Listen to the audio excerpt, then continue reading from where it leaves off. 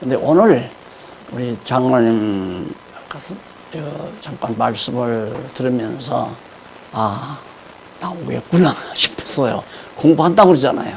생물학, 이 기독교 생물학. 왜 그러냐면 이게 확실한 게 뭐냐면 하나님의 존재가 분명하다. 우주 만물의 근원이시여 창조주이신 하나님이 확실히 살아계시다는 게 확인만 되면 그 다음 연역적으로 설명이 되거든요. 이게 학문이라는 건 다 귀납적인 거 아니에요. 그냥 어떤 작은 데로부터 큰 것, 원인을 찾아서 헤매지만 벽을 만나서 그 이상 못 가요. 그러니까 지금 앞으로는 과학은 학문으로 이제 남지는 못해요. 그냥 기술로 남지. 제가 보기는 그래요. 과학이라고 하는 것은 학자 붙이기는 좀 미숙하다. 왜? 근원을 찾아야 되는데 근원을 못 찾으니까. 근원에 가면 양자역학이라고 많이 들어보셨잖아요. 들어보면 거기 가면 완전히 암울한 거예요. 정리가 안 돼요. 완전히 무질서하고. 그러니까 그걸 가지고 이제 하나님이 없다고 주장하는 사람도 있고 도리어 그것이 하나님이 존재한다는 의미다라고 하는데 왜 그러냐면 신비해요.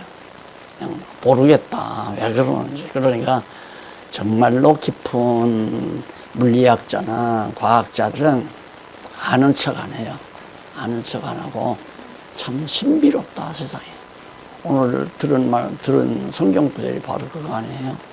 우리가 보는 꽃 한 포기 속에도 하나님의 신성과 능력이 다 거기 드러난 거란 말입니다. 그런데 그게 눈으로 안 보이는데 만원경으로 보이겠어요? 만원경으로 안 보이죠. 초민이 만원경 가지고도 안 보인단 말입니다.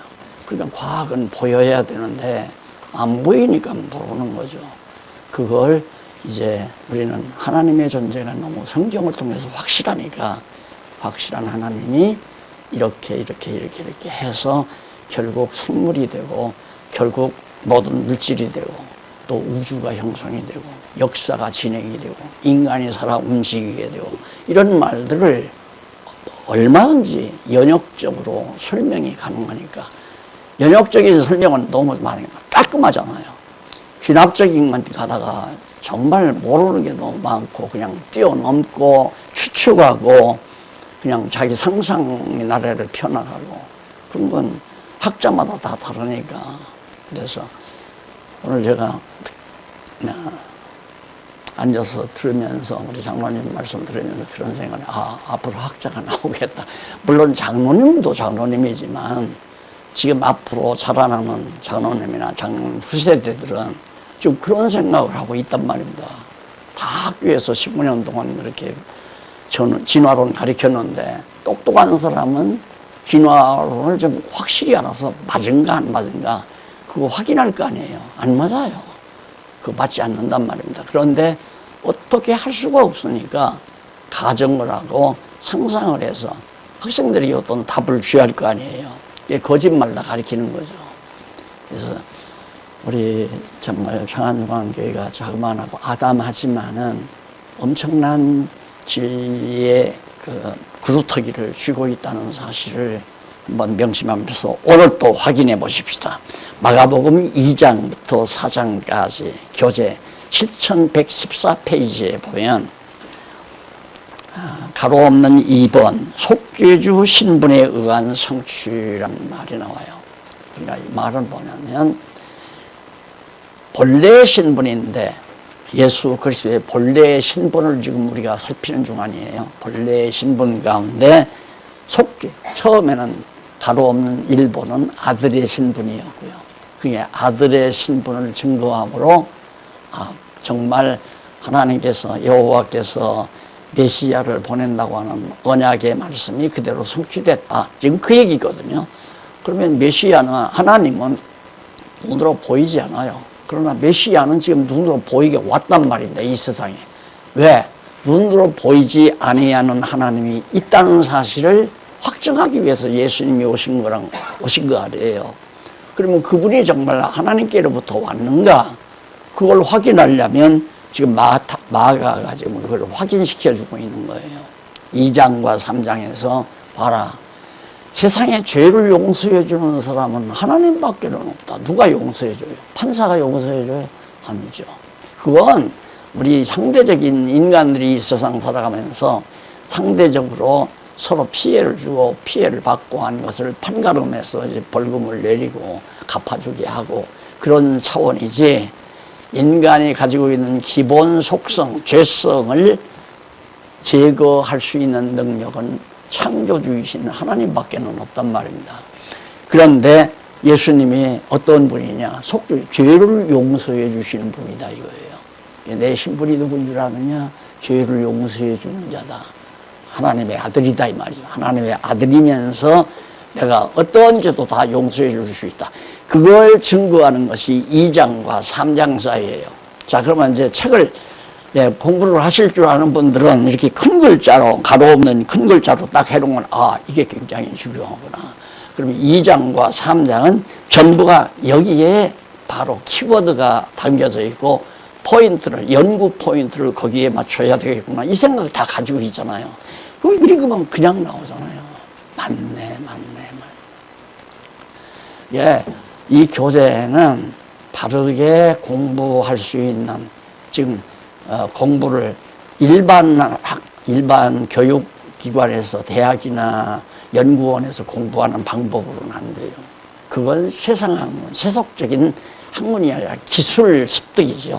그래, 과학은 학문이 안 된다. 절대 안 된다. 과학이 결국은 근원을 찾아야 하거든요. 그리고 결론도 내려야 되고요. 그런데 그게 결론도 지금 몰라요. 지금 챗TV 그 AI 그거 해놓고는 지금 벌벌 떨고 있잖아요. 발명한 사람도 벌벌 떨고 어떤 결론이 나올 줄을 모르니까. 예, 학문이라고 하는 것은 진리 체계인데, 진리는 근원, 원인이 있어야 되고 근본이 있어야 되고 근본에 대한 논거가 있어야 되고, 논거가 반드시 명제로서 결론이 떨어져야 그 진리, 학이 될 수 있다는 얘기예요. 그러니까 과학은 학이 될 수가 없다. 근원도 모르고 결론도 모르니까. 그렇기 때문에 그건 기술이다. 과학은 하면 아무리 깊이 해도 결국은 기술 정보지, 그걸 학이라고 하는 말을 붙이면 저는 아주 오히려 현상이 나와요.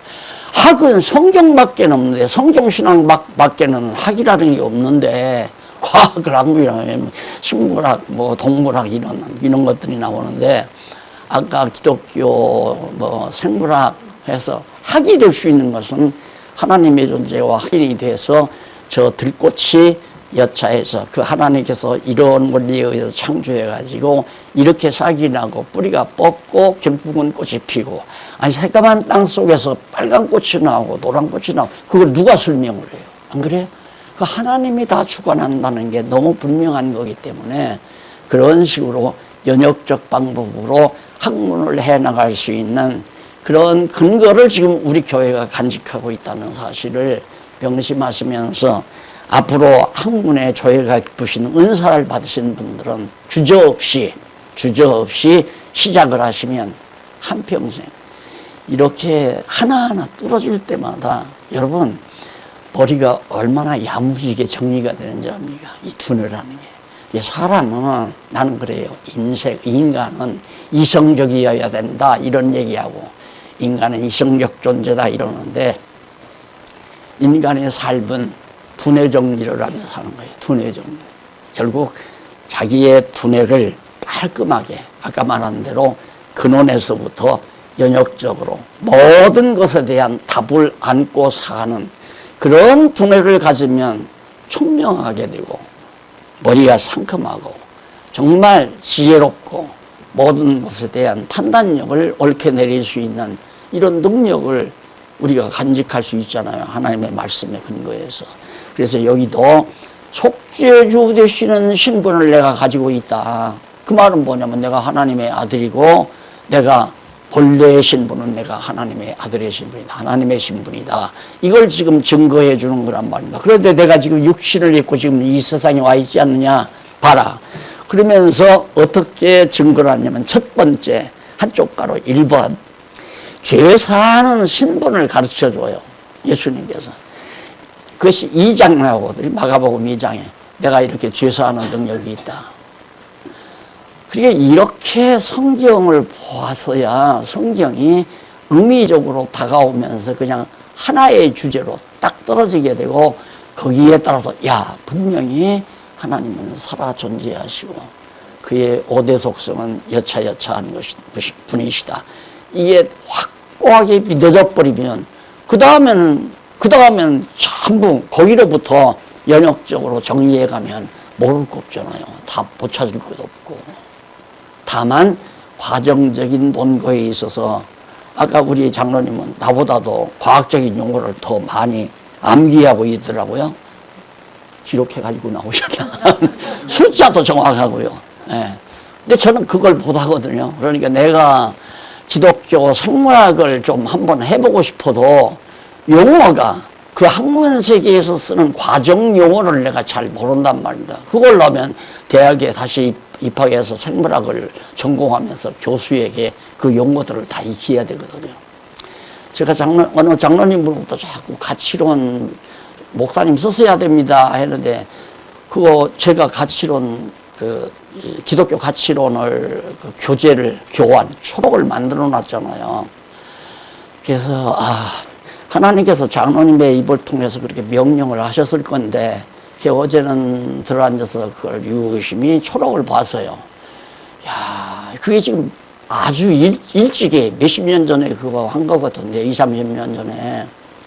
딱 정해. 이러면 여기다가 살만 좀 붙이고 설명 붙이면 책이 되겠다. 그런데 거기서 내가 주저하는 건 뭐냐면, 일반 학문에서의 가치론이 나와 있으면 좋겠는데 사전적인 정도의 그냥 용어만 나와 있지, 가치론을 전개하는 데 있어서 필요한 용어들이 학문 세계에서도 별로 없어요. 이러놓으니까 힘들죠. 그래서 그냥 어쨌든 하나님께서 장로님을 통해서 그렇게 명령을 하셨으니까 이제 방학하고 여름 더위 끝나면 선달바람과 함께 시작해서 한번 써보자 하는, 일단 소원이 왔어요. 나한테 쓰시라는 소원이. 그러니까 그런 식으로 아까 장로님도 이제 뭐 생물학 얘기하잖아요. 생명체 얘기도 하고. 그게 바로 생명의 근원이신 예수님께서, 그러니까 하나님께서는 천지를 창조하실 때 빛이 있으라 하는 거, 이제 신약 바울이 한 얘기를 비롯해서 빛이 있으라는 것이 아니라 빛이 비추라는 얘기거든요. 그러면 그 빛은 영원히 존재하는 빛이에요. 빛은 영원한 존재이기 때문에 빛이 있으라 한 것은 그때의 빛이 처음 있는 게 아니란 말입니다. 빛이 비추라 했으면, 빛은 첫날의 빛은, 예를 들어서 지금 우리들이 빛이 비추라 하니까 태양빛이 창문으로 쫙 빛이, 그걸 상상하잖아요. 그게 아니란 말입니다. 레이저라고 그러잖아요. 레이저 빛이 있잖아요. 눈으로 보이지 않는 빛이 있단 말입니다. 그러니까 그런 문제들을, 그런 물리학 세계에서 활용되는 용어들을 다 잘 학교에서 지금 우리 자녀들이 배울 거 아니에요. 그럼 배워서 하나님에 대한 속성을 제대로 깨달으면, 물리가 터져버리면 기독교, 생물학, 인문학 뭐 다 나오죠. 역사학도 나오고 다 나오죠. 그 학문이, 그래서 이제 기독교 종합학문, 그러니까 모든 학문을 통합해서 하나님으로부터 정리해 내려가는 하나의 학문 체계가 완벽하게 갖추어지면 정말 진리의 승리를 해나가는데 중요한 역할을 할 것이다 하는 생각을 가지고 있는 거죠. 자, 그래서 죄사하는 신분을 가르치는데 넘어가서 어떻게 가르치는가. 2장 1절로 12절을 보면 중풍병을 고치는 표적으로 죄사하는 능력을 알게 됩니다. 지금 예수님께서 막 나타나는 데마다 병자가 낫는다는 소문이 확 퍼졌잖아요. 퍼지니까 수일 후에, 며칠 후에 거기 보면 예수께서 다시 가버나움에 들어가시니, 가버나움에 들어가서 집에 계신데 소문이 온 동네 근인에 다 퍼져버렸어요. 그래서 거기서 이제 중풍병자 한 사람이 3절에 보면 사람들이 한 중풍병자를 네 사람에게 메워가지고 예수께 올세 무리를 인하여 예수께 데려갈 수 없으므로 계신 곳은 지붕을 뚫어서, 예, 이렇게 뭐 콘크리트 지붕 같은 건 못 뚫죠. 못 뚫는데 그 당시에 지붕이라는 건 그냥 햇빛 가리개 정도, 비 안 새게 하는 정도이기 때문에 도저히 그 환자를 예수님 앞에 데리고 가야 되는데 못 들어간단 말입니다. 그러니까 머리를 써서 지붕에 올라가 지붕을 뚫고 줄을 달아서 예수님 앞에다 환자를 내려놨어요. 그러니까 예수님이 거기 당장 그에게 중풍병자에게 이르시되 거기 5절 마지막 부분에 내 죄 사함을 받았느니라 하시니, 내 죄 사함 받아, 아니 중풍병자가 지금 죄 사함 받으러 온 게 아니잖아요. 몸이 불편하니까 그 병 나으려고 온 분에게 예수님이 내 죄 사함을 받았느니, 그러니까 그 주변에 서 있는 사람들이 아니 저거 뭐야, 왜 저 사람이 능히에 감히 죄를 사해 주는 거, 그렇죠. 누구나가 딱 들으면 아니 예수 저 사람이 누군데 감히 죄를 사해 주는 거, 그렇게 이제 반문을 가지고 그렇게 하시니까 그냥 저 침상 들고 가라, 걸어가라. 그러니까 중풍병으로 걸을 수 없으니까 침상에 메어 가지고 왔기 때문에 침상 들고 걸어가라 하면 얼마나 쉬워요. 그러니까 주변의 사람들이 수근수근하는 걸 예수님이 들으시고, 야, 내 침상을 들고 걸어가라 하는 말이 쉽겠느냐, 내 죄사함을 받았느니라는 말이 쉽겠느냐, 쉬운 거야. 내 침상 들고 걸어가라 하는 말이 쉽죠. 그러면 내가 왜 하필이면 내 죄사함을 받았느니라 하는데 이 사람의 벽이 낫는가? 내가 죄사하는 능력이 있다는 걸 너에게 알기 위해서다. 그러니까 이렇게 예수님이 이런 표적을 통해서 당신이 죄사하는 능력이 있음을 가르쳐 놨는데, 지난날 모든 대부분의 교사들은 이 부분 딱 읽고, 내가 어디에 삼각산에 가서 기도할 때 하나님께서 나에게 병 고치는 능력을 줬으니까 이번에는 정말 중풍병자를 고치는 이 장면을 가지고 설교를 해야 되겠다. 읽기만 하면 낫습니다. 내가 안수하면 여러분 중풍병자도 낫고 폐병도 낫고 안전방에도 걸을 수 있습니다. 그래가지고 쏘아가지고 물밀듯 사람들이 모아들었잖아요. 그러니까 다 쏘는 거거든요. 나도 쏘는 거 한두 번 본 게 아니에요. 그래서 이렇게 성경을 잘 모르고 가르쳐 놓는데, 아까 장로님 말씀한 대로 이 공교육은 지금 막 완전히 과학이 발달하면서 하루가 다르게 발전해 가지고 이제는 완전히 진화론 안 가르치면 정신 나간 인간이라고 하면 정신 나간 인간으로, 만약에 기독교 기독교 신자가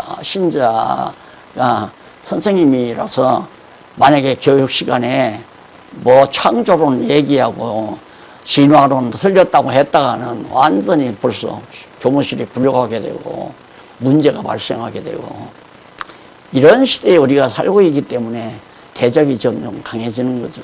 정말로.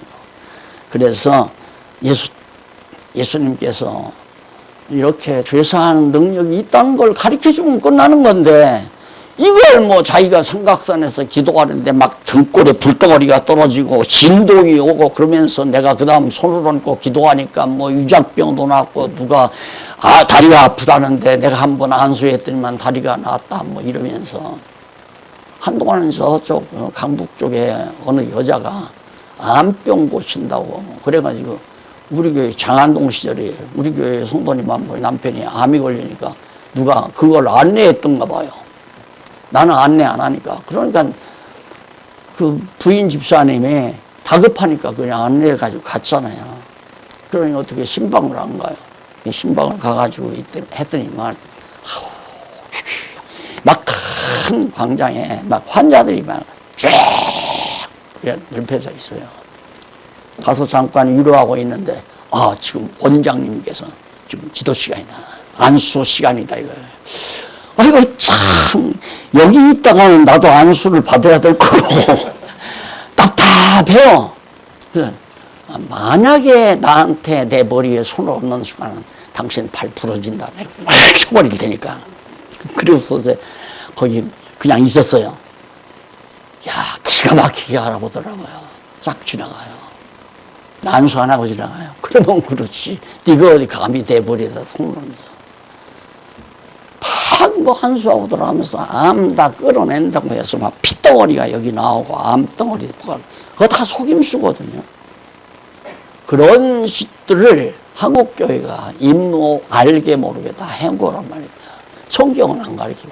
얼마나 분명해요. 아, 중풍병자에게 내 죄 사함을 받았느니라고 얘기하는 것은 내가 죄 사하는 능력을 가진 하나님의 아들이다. 이거에 대한 확증을 보여주는 표적이었구나. 넘어가요. 됐죠? 그 이상도 그거 이하도 아니에요. 자, 2장 13절로부터 17절. 세리와 저희들과 함께 식탁에 앉아 속죄주임을 알게 합니다. 그 당시 유대인들 그 당시에 가장 죄인 취급을 받는 게 뭐냐면 세리예요. 왜 세리가 죄인 취급을 받느냐면 로마 제국주의자들이 유대인들로부터 세금을 이제 포탈해 먹는데 걷어서 먹고 사는데 그걸 첨부를 줘요. 첨부받은 자가 세리예요. 로마 제국주의자들이 권력을 가지고 너 세금 네가 마음대로 받아라. 받아가지고 얼마를 로마로 상납해라.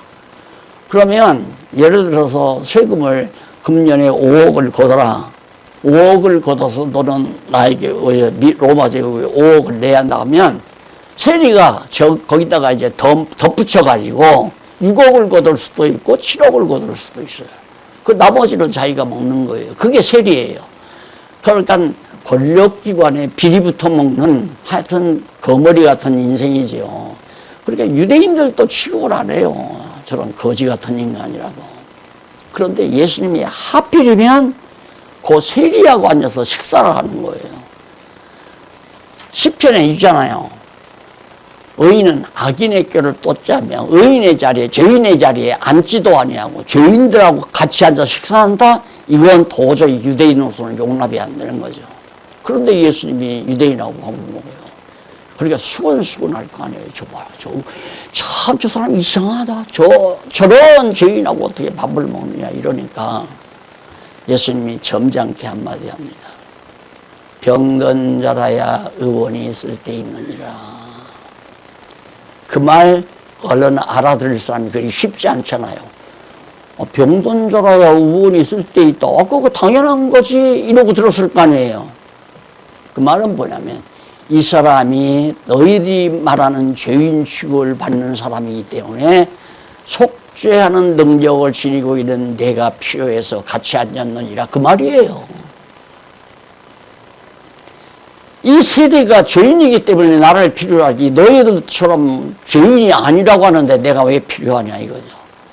그래서 이 건도 예수님이 자기가 죄사하는 능력이 있음을 이런 사건을 통해서 이제 언지시 드러내시는 거고요. 2장 18절로 22절 속죄주로 인해 금식을 하지 아니함을 예를 들어 가르칩니다. 바리새인들이 와서 그 당시에 예수님한테 그랬어요. 어떻게 요한 당신 앞에 나타난 세례 요한의 제자들은 꼭 일주일에 한 번씩 금식을 꼬박꼬박 한다 이거예요. 금식을 계속한다. 그런데 어떻게 당신의 제자들은 금식을 안 하느냐 이렇게 이제 파고 들어온 거예요. 바리새인들이. 그러니까 예수님께서 하시는 말씀이 이르시되 세 번째 뒷부분 혼인할 뒷부분 그 다음 네 번째 앞부분에 혼인집 손님들이 신랑과 함께 있을 때에는 금식할 수 있으나 신랑과 함께 있을 때 금식할 수 있느냐 금식 안 한다 이거죠. 신랑과 함께 있을 동안은 금식할 수 없나니 그러나 신랑을 빼앗길 날이 이르리니 그날에는 금식할 것이니라. 이 구약시대 금식이라고 하는 것은 인간을 최고로 고통스러워하게 하는 고통을 경험하는 방법이 금식이에요. 밥을 안 먹는. 그러니까 내가 죄를 지잖아요. 구약시대. 죄를 지면 내가 하나님 앞에 비통하게 정말 회개하고 하나님 앞에 죄를 용서를 구해야 되는데 그 방법은 금식하는 거예요. 자기가 아주 극심하게 육체의 고통을 느끼면서 하나님 앞에 금식하면서 내가 지은 죄를 용서해 달라고 그렇게 기도하는 거란 말입니다. 그러니까 금식은 막 괴로워하고 고통스러워하는 걸 말하는 거거든요. 엄밀히 밥을 굶는 것은 이제 문자적이겠지만 그 이면적인 의미는 심한 고통을 감수하는 거란 말입니다. 예수님의 답변이 그거예요. 신랑과 함께 있는 그 혼인잔치집에서 금식할 수 있느냐? 금식 안 하지 않느냐? 그러나 신랑이 떠날 날, 신랑을 빼앗길 날이 있으면 빼앗길 날에는 금식한다. 그 말은 뭐냐면 예수님은 당신은 신랑이고 제자들은 신부로 비유해서 지금 말씀한 거예요. 예수님께서. 그러니까 지금은 나와 같이 있는데 왜 금식하느냐 이게요. 내 제자들이.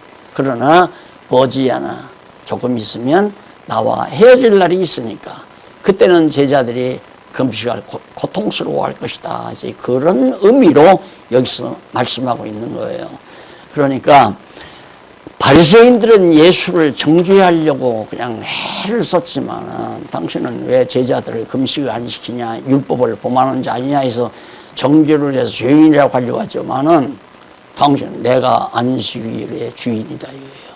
안식일의 주인. 이 뒤에서 이제 밀밭 사이 걸어가면서 하는 일이 나오는데 거기서 주인이라고 그러고 당신이 신랑이라고 그러고 그러니까 죄를 정하지 못한다. 내 제자들 죄서하지 말라. 나도 정죄하지 말라. 내가 죄사하는 능력을 가진 자다.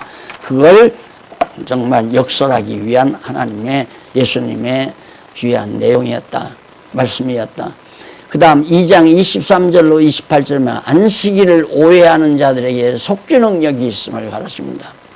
제자들하고 이제 예수님이 길을 가는데 마침 그 당시 밀밭 사이를 걷게 됐어요. 양쪽에 밀밭들이 쭉 익어가지고 이제 밀밭들이 전개되는데 제자들이 시장하니까 왜 옛날에 우리 학교 다닐 때도 그랬잖아요. 시장할 때는 밀밭 데려가서 밀 뽑아서 비벼 먹기도 하고 밀을 뽑아서 이제 구워서 비벼 먹기도 하고 그러면서 이제 중학교 다닐 때 그런 기억이 있는데 그런 것처럼 제자들이 그걸 먹었단 말입니다. 그러니까 안식일인데 어떻게 그렇게 남의 밀밭에서 밀을 쪼아가지고 뽑아가지고 끊어가지고 잘라가지고 그걸 먹을 수 있느냐고 또 터집을 잡는 거예요. 예수가 죄인이라나 안식일도 범하고 남의 물건도 착취하고 이런 식으로 도전해 오니까 예수님께서 이제 거기서 이제 답변을 하시잖아요.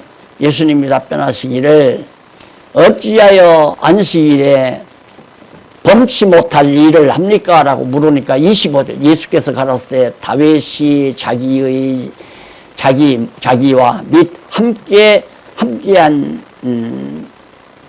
함께한 자들이 핍절돼요. 그러니까 배가 고파가지고 할 때 도저히 일반인들이 먹지 못할 성전 안에서 진설병을 떡을 그걸 갖다가 자기도 먹고 같이 동행자들도 주지 않았느냐. 그게 죄가 됐느냐 이거예요. 그러면서 예수님이 마지막 끝에 28절 나오죠. 이러므로 인자는 안식일에도 주인이다. 이 안식일의 주인이 나다. 그러니까 내 마음대로 안식일 날 미리삭을 뽑아먹는 걸 놔두든 말든 네가 무슨 상관이냐 이거예요. 상관하지 말라. 내가 안식일의 주인이기 때문에 내가 그걸 정죄하지 않는다. 그렇기 때문에 이거 역시도 죄를 사해 주시는 속죄주의 신분을 가지고 있음을 확증해 주므로 나는 보이지 않는 하나님 아버지께서 이 세상에 하나님의 아들로 속죄주로 보낸 하나님의 아들 바로 메시아다. 그러므로 하나님은 살아계시고 그러므로 하나님은 능력 있는 분이시고 주권자이시며 언약대로 이루시는 신실한 그런 속성을 지니신 하나님이 살아계시다. 이걸 입증해 주는 거거든요. 그러니까 성경은 궁극적으로 하나님 존재한다. 어떤 하나님이 5대 속성을 지니신 하나님이 존재한다. 이 말이에요. 그 증거가 이렇게 두꺼운 성경 아니에요. 이런 책이 지금 한 20여 권으로 설명을 해서 증거를, 그 모두가 결국은 하나님 살아계시다. 최종 결론은 그거예요. 어떠한 과학에서도 어떤 학문에서도 결론 못 내리는 그 결론을 정확하게 논거에 의해서 확실하게 정말 하나님 존재한다. 우주와 만물을 창조하시고 역사를 주관하시며 인간을 생사화복을 주장하시는 여호와 하나님이 살아계시다라는 확증을 바로 이렇게 설명을 해서 의미 분석을 해놓은 것이 바로 성경신학이란 말입니다. 그러니까 성경신학이라는 말이 성경이 증거하고 있는 하나님에 대한 하나님 존재한다고 하는 진리, 그 말이거든요. 성경신학. 근데 과학이란 말 들으면 내가 막 신경이 날 거 아니에요.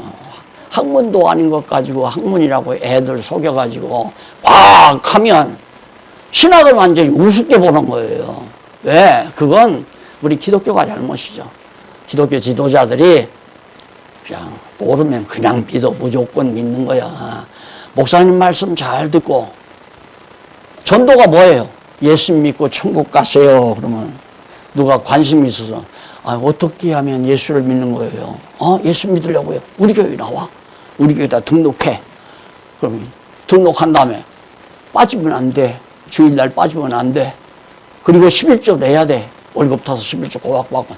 그렇게 다 가르쳐 왔잖아요.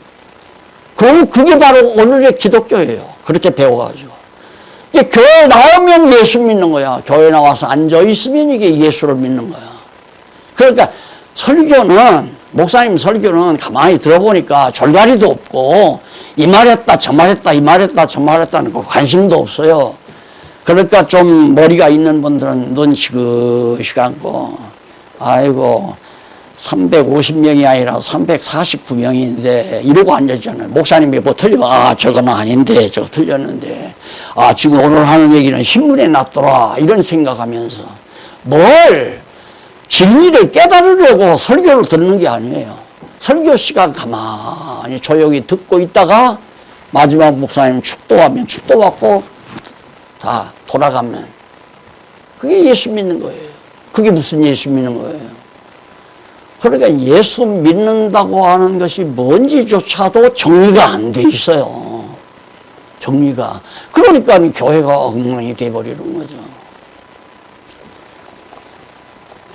자, 그 다음 이제 이 3장에 가서 아들로의 신분을 가르친다. 이게 3장 내용이거든요. 아들로의 신분. 그러면 길지 않으니까 간단히 정리하고. 자, 3장 1절로 6절 보면 안식일에 사람을 고쳐서 죄를 속죄하는 아들임을 계시합니다. 또 안식일날 하필이면, 그 예수님은 알죠. 내가 안식일날 병을 고치면 또 저 바리새인들이 나를 책잡을 거다. 그걸 다 아시면서도 병을 고쳐놓고는 뭐냐면 당신이 안식의 주인이요 하나님의 아들임을 증거하는 내용이 바로, 그러니까 막 그때부터 이제 바리새인들이 저 어떻게 하면 예수를 잡아 죽일까? 그때부터 열이 나가지고 예수를 잡아 죽이려고 하는 거예요. 그러니까 결국 예수님은 언젠가는 죽으러 오셨는데, 속죄 제물로 죽으러 오셨는데 안 죽이면 안 되잖아요. 그러니까 인간적인 생각대로 말하면 하나님께서 날 잡아 죽이라고 열불지는 것 같아. 열불지는 거. 꼭 책 잡을 일만 예수님이 하시는 거예요. 예수님이 책 잡을 일에서 책 잡히면 내가 죄를 용서해 주는 속죄주다. 이런 거 가리키고. 그러니까 열받으니까 잡아 죽이려고 그러죠. 3장 7절로 12절 큰 무리와 귀신들이 고백으로 하나님의 아들임을 계시해요. 많은 무리들이 막 자꾸 모일 거 아니에요. 소문이 나니까. 안진방에도 일어났고 무슨 분경도 오고 지금 뭐 이런다니까 바리새인들이 토론하는데 바리새인들이 꼼짝 못하고 다 당하더라. 뭐 이런 얘기 다 듣고는 막 구경하러도 오고 막 오니까 예수님이 결국 막아지고 귀신 들린 자들이 뭐라면 거기 11절만 보세요. 11절 보면 더러운 귀신들도 어느 때든지 예수를 보면 귀신들이 예수를 보기만 하면 그 앞에 엎드려 부르짖어 가로되 당신은 하나님의 아들이니 당신은 하나님의 아들이니다 하니 예수께서 자기를 나타내지 말라고 많이 경계했다. 당신은 하나님의 아들이라고 자꾸 나타내면 좋잖아요. 근데 귀신 들린 자들이 알아봐요. 왜 그러냐면 귀신도 연기 아니에요. 보이지 아니에요. 귀신. 다른 바리새인들이나 이 사람들은 다 육신뿐이고 육신의 눈으로 예수님이 그리스도인지 하나님의 아들인지 알겠느냐 이거죠. 모르죠. 그런데 귀신 들린 자들이 그걸 알아보니까 야, 저 사람들이 그거 알면 안 되니까 말하지 말 함부로. 예수님이 하나님의 아들인 줄 다 알아버리면 누가 예수를 십자가에 못 박아 죽이겠어요. 그러니까 알리지 말아라. 그래서 예수님이 이 땅에서 속죄제물로 죽으실 것을 아시고 준비하시는 내용이 그 내용이고요. 3장 13절로 19절 12를 불러 제자로 삼아 하나님의 아들의 증인으로 세웁니다. 제자들을 이제 하나하나 산에 올라가서 이제 자기 제자들을 불러서 너희들 이제 내가 가니까 내가 이제 십자가에 못 박혀 죽고 부활 승천해서 하나님께로 가면 너희가 내가 바로 이 땅에 왔던 예수가 하나님의 아들임을 너희가 증거해라.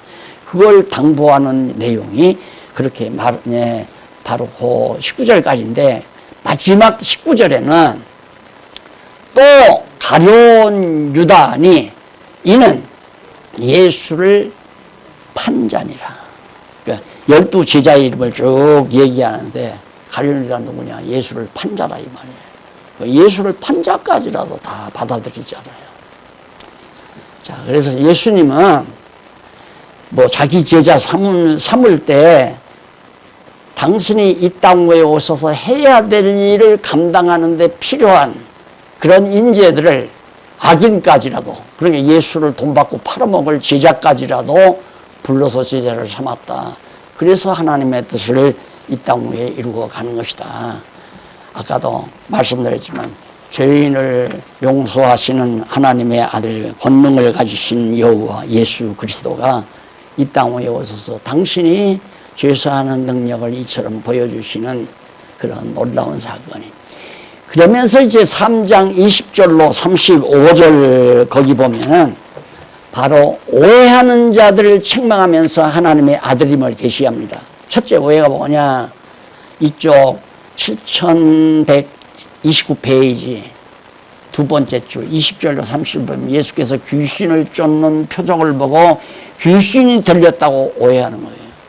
귀신 들린 자들이 오니까 예수님이 귀신을 다 쫓아냈거든요. 그러니까 사람들이 저 귀신 들렸다.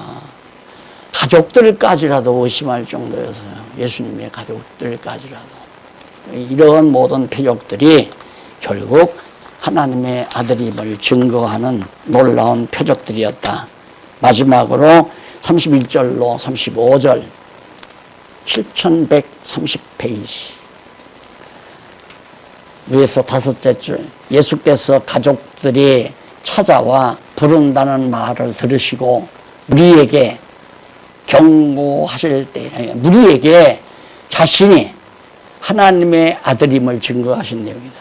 그 예수님이 이제 막 그렇게 막 귀신을 내쫓고 그러니까 가족들이 겁이 나가지고 야 우리 아들이 이거 귀신 들린 거 아닌가 소문이 그렇게 나니까 귀신 들렸으니까 귀신을 내쫓는다고 그렇게 악평을 한 거예요. 그러니까 예수님이 내 가족은 가족들이 찾으러 왔다는 소문 듣고 누가 내 가족이냐 나는 하나님의 아들이다. 그걸 드러내잖아요. 네, 그 내용이 바로 35절까지 나타나 있습니다. 여기는 연구원 반입니다. 연구원 반이라고 그러잖아요. 대학부 반하고 틀려요. 그러니까 이 정도 정리해 드렸으면 여러분들이 이제 좀 부족하다 싶은 부분은 그 부분을 한원집을 읽으시고 정리를 하시기 바랍니다. 다음에는 4장에서 5장까지 통치자 신분, 왕의 신분에 의해서 성취하는 내용을 약속드리면서 오늘 강의 마무리합니다. 기도하십시다. 살아계신 하나님 아버지 감사합니다. 우리 인간은 뭔가를 알아야 되고 뭔가를 결론을 거머쥐어야 힘이 나는 존재로 지어놓으신 것을 참으로 감사합니다. 알아야 될 걸 모르면 무지몽매한 인간으로 살 수밖에 없는 저희들에게 이 놀라운 성경을 우리에게 허락해 주셔서 성경을 통하여 보이지 아니하는 하나님을 깨닫고 경외할 수 있도록 은혜 주신 것 하나님 아버지 더욱 총명지혜 주시옵소서. 예수님 이름으로 기도드립니다. 아멘.